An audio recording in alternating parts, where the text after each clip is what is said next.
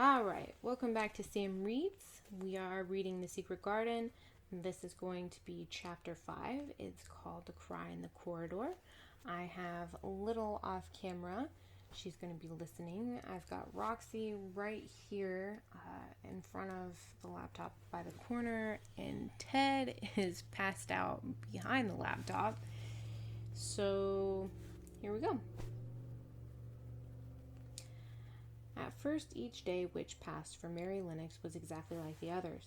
Every morning she woke in her tapestried room and found Martha kneeling on the hearth building the fire.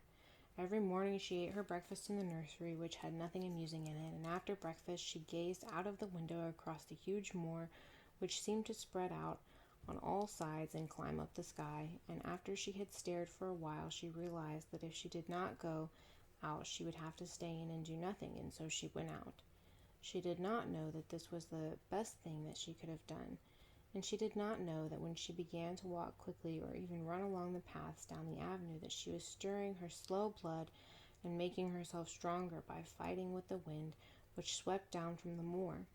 She ran only to make herself warm, and she hated the wind which rushed in her face and roared and held her back as if it were some giant that she could not see.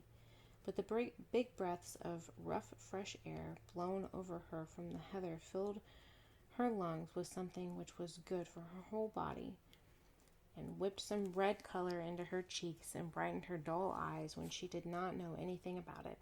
After a few days spent almost entirely out of doors, she wakened one morning knowing what it was to be hungry, and when she sat down to her breakfast she did not glance disdainfully at her porridge and push it away, but took up her spoon and began to eat it, and went on eating it until her bowl was empty. "Tha's got on well enough with that this morning, didn't tha?" said Martha. "It tastes nice today," said Mary, feeling a little surprised at herself. "It's the air of the moor that's given thee a stomach for the victuals," answered Martha. "It's lucky for thee that thou's got victuals as well as an appetite. There's been 12 in our cottage that's the stomach for and nothing to put in it. You go on and play, you out of doors every day, and you'll get some flesh on your bones, and you won't be so yeller." "I don't play," said Mary. "I've nothing to play with." "Nothing to play with!" exclaimed Martha. "Our children plays with sticks and stones. They just runs and shouts and looks at things." Mary did not shout, but she did look at things. There was nothing else to do. She walked around and round the gardens and wandered about the paths in the park. Sometimes she looked for Ben Weatherstaff, but though several times she saw him at work, he was too busy to look at her, or he was too surly. Once she walked around toward him, and he picked up his spade and turned away as if he did it on purpose. One place she went to oftener than the other. It was the long walk outside the gardens, with the walls around them. There were bare flower beds on either side of it. Against the walls ivy grew thickly. There was one part of the wall where the creepy dark leaves were more bushy than everywhere else. It seemed as if for a long time that part had been neglected. The rest of it had been clipped and made to look neat, but at this lower end of the walk it had not been trimmed at all. A few days after she had talked to Ben Weatherstaff, Mary stopped to notice this and wondered why it was so. She had just paused and was looking up at the long spray of ivy swinging in the wind when she saw a gleam of scarlet and heard a brilliant chirp, and there, on top of the wall, perched Ben Weatherstaff's robin, red-breasted, tilting forward to look at her on the small head on one side. "Oh," she cried out, "is it you? Is it you?" And it did not seem at all queer to her that she spoke to him as if she were sure that he would understand and answer her. He did answer. He twittered and chirped and hopped along the wall as if he were telling her all sorts of things. It seemed to Mistress Mary as if she understood him too, though he was not speaking in words. It was as if he had said, "Good morning. Isn't the wind nice? Isn't the sun nice? Isn't everything nice? Let us both chirp and hop and twitter. Come on, come on." Mary began to laugh as he hopped and took little flights along the wall, and she ran after him. Poor little thin, sallow, ugly Mary. She actually looked almost pretty for a moment. I like you," she cried out, pattering down the walk, and she chirped and tried to whistle, which last she did not know how to do in the least. but the robin seemed to be quite satisfied and chirped and whistled back at her. At last he spread his wings and made a darting flight to the top of the tree, where he perched and sang loudly. That reminded Mary of the first time that she'd seen him. He'd been swinging on a treetop, and then she had been standing in the orchard. Now she was on the other side of the orchard, standing in the path outside a wall, much lower down, and there was the same tree inside. "It's in the garden no one can go into," she said to herself. "It's the garden without a door. He lives in there. How I wish I could see what it's like." She ran up and down to the green door she had entered the first morning. Then she ran down the path to the other door, and then into the orchard, and when she stood and looked up, there was the tree on the other side of the wall, and there was the robin just finishing his song and beginning to preen his feathers with his beak. "It is the garden," she said. "I'm sure it is." She walked round and looked closely at the side of the orchard wall, but she only found what she had found before. There was no door in it. She ran through the kitchen gardens again and out to the walk outside the long ivy-covered wall.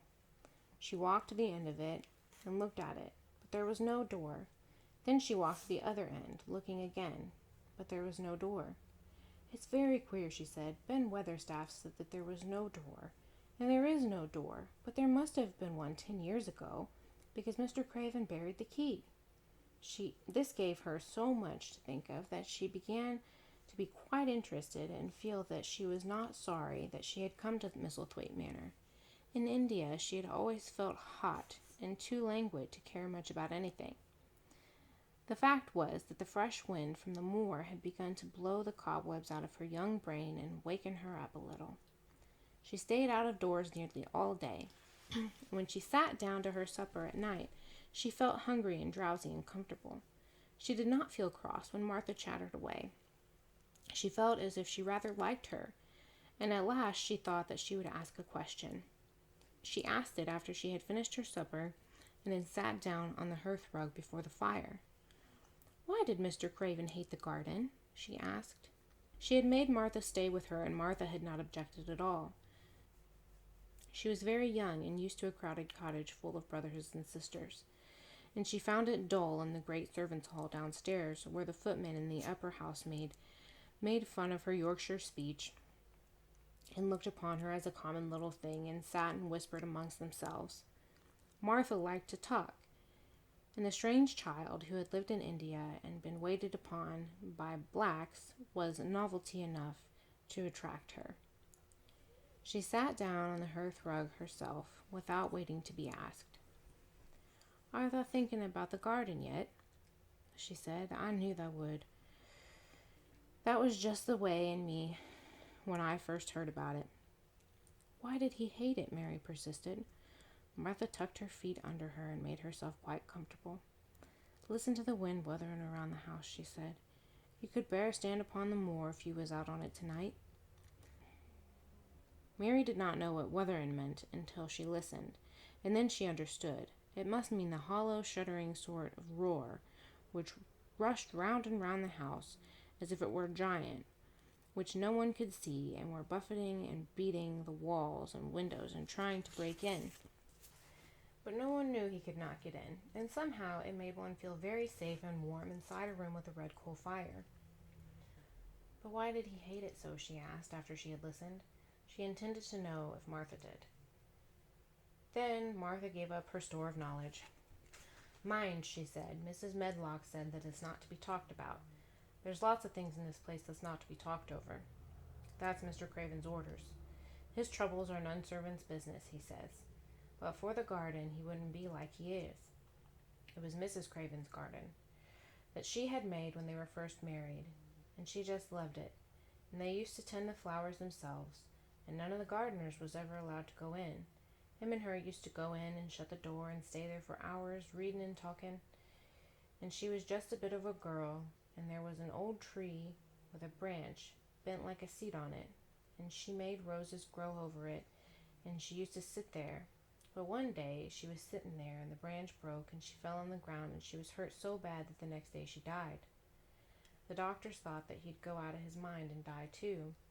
That's why he hates it. No one's never gone in since, and he won't let anyone talk about it." Mary did not ask more questions. She looked at the red fire and listened to the wind wuthering. It seemed to be wuthering louder than ever. At that moment, a very good thing was happening to her.